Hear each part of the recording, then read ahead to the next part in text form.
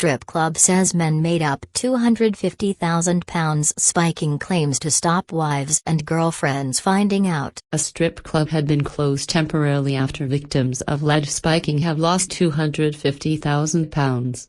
But the venue suggested the spikings could have happened elsewhere and the men were lying to stop their wives and girlfriends finding out. The victims have complained to police about losing thousands of pounds and waking up in random locations. Police have now shared details of at least 10 reported incidents where alleged victims have checked their accounts to find huge sums missing from their accounts, My London has reported. One alleged victim told the police £37,500 had been taken from his accounts, and 2 other victims reported waking up the next morning and discovering £30,000 had been taken from them.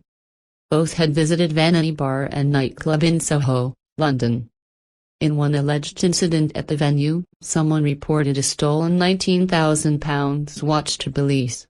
But the strip club has denied any wrongdoing and claimed the police's investigation into the alleged spikings and fraud was half-baked and sloppy at a recent council licensing meeting. Representing Vanity, lawyer Gary Grant accused police officers of not fully reading crime reports before trying to shut the place down. Mr. Grant told the Westminster Licensing Committee, "The police approach is a broad brush. It is look at how many complaints there are. There can be smoke without fire. With respect, we disagree." The lawyer alleged that some of the evidence was brought about because alleged victims were trying to make excuses to their partners. He claimed, "There are instances of when the wives, girlfriends, and partners have found out because they've been pinged by their bank about what's going on. It is not uncommon during allegations for those men to say, 'I'm sorry, it wasn't me, I must have had my drink spiked, and that explains why I spent our summer holiday money on strippers.'" The strip club instead argued the drink spikings may have been taking place at brothels later in the night rather than at the strip club. Police logs shared with the council show that one victim claimed he woke up in a brothel after visiting Vanity. He later allegedly found that £98,000 had been transferred from his accounts. Most recently, a man claimed he woke up in a street near his home after blacking out when he visited the strip club on November 26, 2022. He recalled buying a drink, dancing and being led to a separate area, but claimed he had no other memories until he woke up the next day. When he checked his bank account, he had sent money to a number of accounts he did not know and had lost £16,000. A police report into the incident from PC Steve Muldoon added, "The victim woke up the next day and was in a street near his home address, and he subsequently checked Google Maps and found he was at Vanity and then left approximately 2 hours after arriving. He found himself at a location on Google Maps showing a car wash where he was for nearly 2.5 hours. He was then dropped near his home. Google Maps has this down as a route he was driven." The victim does not know how he arrived at these locations or how he has returned home. Following the incident, the police asked Westminster City Council to review the strip club's license.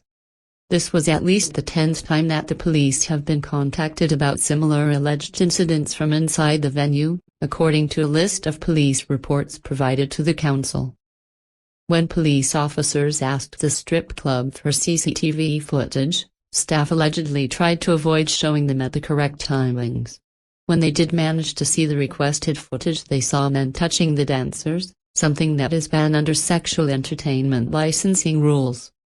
Screenshots of CCTV footage, shown in a council report, reveal men touching the dancers' private parts and kissing.